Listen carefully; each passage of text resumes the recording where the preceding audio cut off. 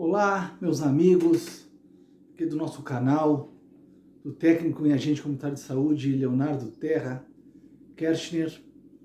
Dando sequência aos nossos vídeos, vamos dar sequência ao tema suicídio, né? Tendo em vista que setembro é um mês que a gente dedica a pensar, a refletir sobre esse grave problema que é o suicídio.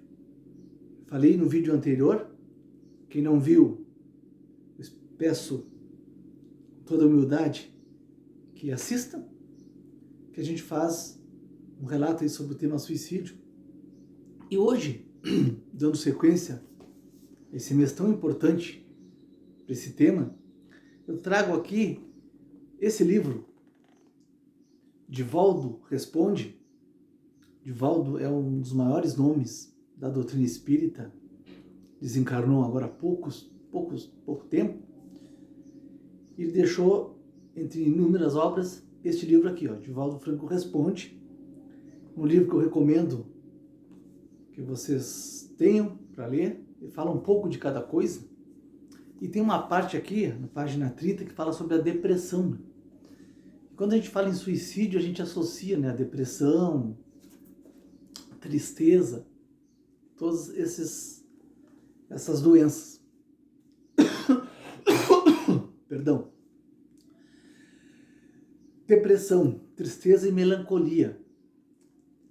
Como definir o estado depressivo e como diferenciar da tristeza e da melancolia? Pergunta feita ao Divaldo. Divaldo responde que a melancolia era um termo clássico desde a Grécia Antiga.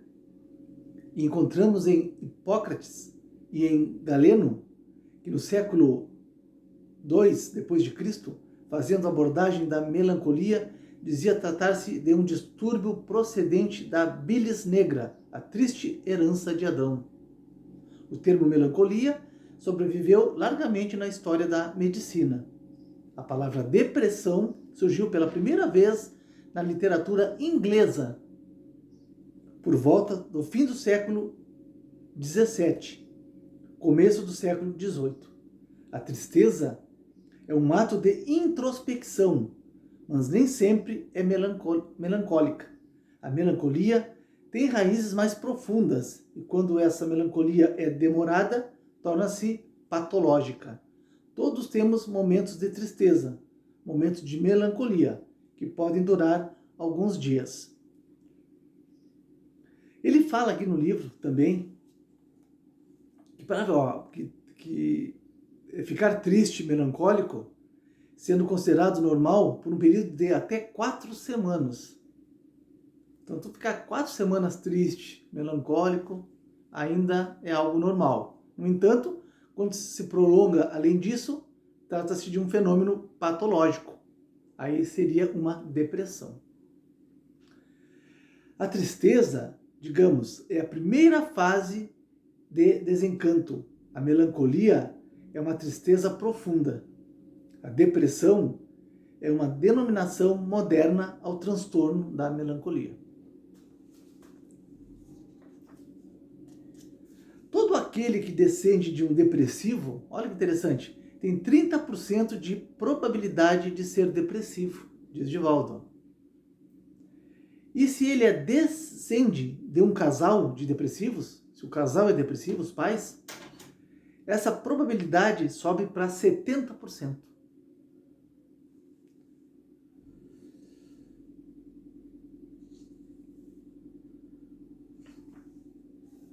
Sobre a ansiedade, Divaldo fala que este é o século, sim, dos ansiosos, que poderíamos acrescentar como sendo o dos insatisfeitos.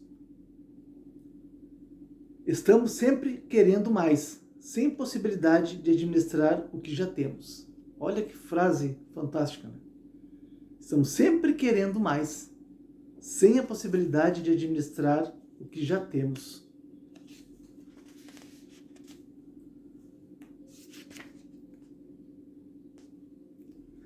O Espiritismo por sua vez, oferece, dentro das técnicas modernas da doutrina, a conscientização do paciente, conduzindo à realidade do ser, que é despertando-o para a compreensão de que somente se sofre aquilo que é resultado de ações infelizes.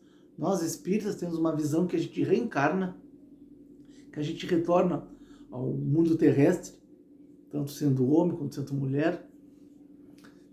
Então, tudo isso que a gente sente, toda essa tristeza, essa melancolia, depressões, tudo vem de uma vida passada ou de resgates que a gente precisa passar. Então, por isso a importância que a gente tenha um tratamento, se cuide e possa aprender com esses dilemas da vida.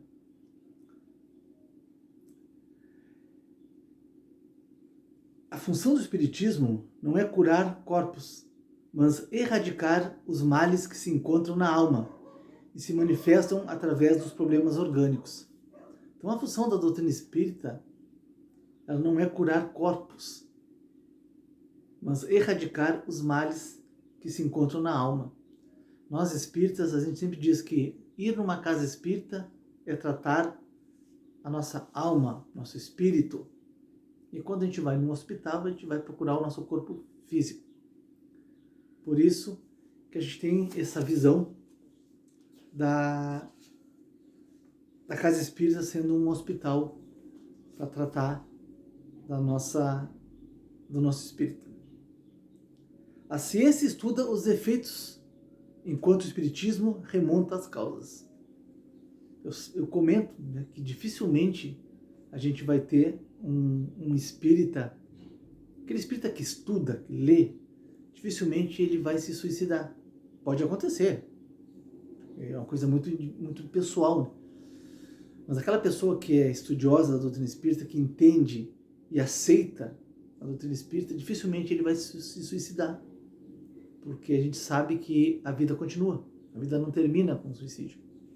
E temos também conhecimento também da ciência, na parte da saúde, que muitas vezes o suicida, ele não quer se tirar a vida. Ele quer resolver aquele problema que está amargurando ele. Por isso é importante que a gente sempre esteja pronto para ajudar, para estender a mão para quem precisa, né?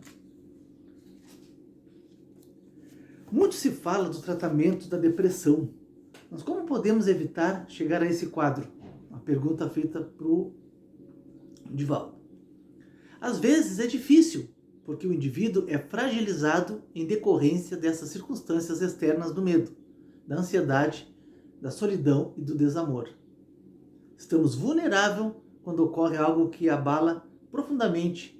Ele foge para dentro de si mesmo e perde o interesse pelos valores da vida. Nesse caso, uma psicoterapia preventiva seria o valioso recurso da prece. Torna-se útil procurar fazer o bem ao próximo, porque mediante esse labor fortalece,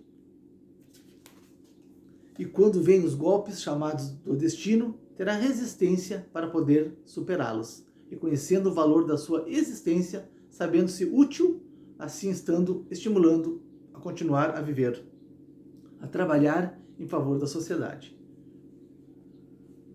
Ele fala aqui, o espírito Joana de Ângeles sugeriu-me oportunamente 5 itens para a felicidade. Olha que interessante, que a felicidade ela é antagonista da tristeza, da melancolia, da depressão, até de um possível suicídio. Então olha que interessante. Primeiro item, segundo ela, a vida é bela. Ora bem, se reflexionarmos realmente, a vida é bela em todos os seus aspectos. Em toda parte está presente a harmonia, canta a celeste música da beleza. Segundo item, eu nasci para amar. A maioria das pessoas sempre acha que nasceu para ser amado, olvidando-se que o amor não é um jogo de interesse, mas a própria razão de ser da vida. Eu lembrei daquele detalhe, né? A gente não tem que estar pedindo amor para as pessoas, a gente tem que dar amor. Dando amor, o universo se abre e a gente vai receber amor também. Terceiro item, eu nasci para servir. Se nos dedicarmos a servir, nossa vida adquire significado. Enquanto desejarmos ser servidos, ainda nos encontramos na fase infantil da emotividade, ou seja, servir. Servir e não ser servido. Ou você, mesmo item anterior, quanto mais você servir, quanto mais você se dedicar às pessoas, o universo conspira a teu favor e as portas vão se abrindo para ti também. Essa é a reflexão desse tema. O quarto item é o mal que me fazem não me faz mal. O mal que me faz mal é o mal que eu faço, porque me torna um homem mau. Em realidade, ninguém faz mal a outrem, porque sempre ele é feito a si próprio, assim como o bem. Quando o indivíduo se dedica ao mal, ei-lo infeliz em sua ação. E o quinto item, há um sol brilhando dentro de mim. Quando o sol brilha dentro de mim, a alegria, o objetivo essencial da vida, nunca se apresenta entre sombras, qual ocorre com uma lâmpada, na qual a claridade vem de dentro para fora. Se alguém carrega uma lâmpada, embora a luz que irradia também projete sombra, quando seu brilho é interior, um sol interno, tudo é luz. A alegria, a vida. Não há depressão. Lindas palavras de Divaldo. Divaldo deixa muita saudade. Que homem. Divaldo, ele, lá na Bahia, ele criou lá um lar, um grande hospital que tem lá, atendendo muita criança. Ele adotou muitas crianças também. Sim, homem de um coração, Divaldo, Chico Xavier, são casos assim fantásticos, né, do que o ser humano pode se tornar para o bem. Então é fantástico. Fechamos aqui os 10 minutos. Então fica essa reflexão. Esse mês a gente vai sempre procurar falar um pouquinho dessas doenças da alma, né? Para quem sabe tocar o coração de vocês, que vocês possam captar alguém que possa querer vir a se tirar a vida, e vocês possam, vocês que eu digo nós, né? Nós podemos de alguma forma estender a mão e ajudar as pessoas. Este é o grande caminho. Estender a mão para quem precisa, porque estendendo a mão para as pessoas vão estender a mão para nós também. É isso, gente. Obrigado, um abração. Fiquem com Deus. Dê um like aí, se inscreva no canal, dê uma moral aí pro técnico e agente de saúde, Leonardo Terra Cash. Tá bom? Abraço a todos. Até a próxima.